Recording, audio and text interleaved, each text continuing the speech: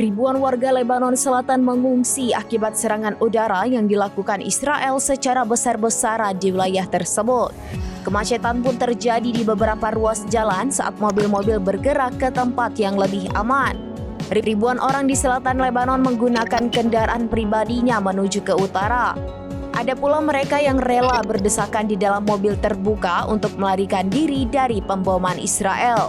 Daerah-daerah yang telah menjadi zona aman bagi para pengungsi sejak tahun lalu kini menjadi sasaran militer Israel.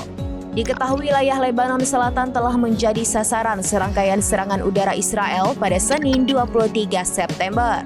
Dalam sehari korban tewas bertambah menjadi 182 orang dan melukai lebih dari 727 orang. Di sisi lain, jubir IDF mengklaim bahwa rumah-rumah yang diserang IDF di BK berisi rudal dan pesawat nirawak. Dia mengatakan IDF hanya menargetkan rumah-rumah yang berisi senjata Hizbullah. Sementara itu, Perdana Menteri Israel Benjamin Netanyahu mengatakan bahwa Israel berjanji akan mengubah keseimbangan kekuatan di utara dengan serangan Lebanon. Netanyahu menyebut misi yang sedang dilakukan militer Israel bertujuan untuk menghancurkan ribuan rudal dan roket yang hendak ditujukan ke Israel.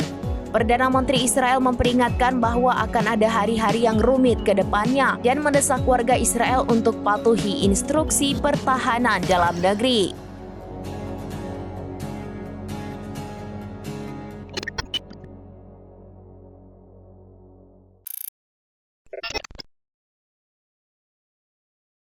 Download Tribun X sekarang, menghadirkan lokal menjadi Indonesia.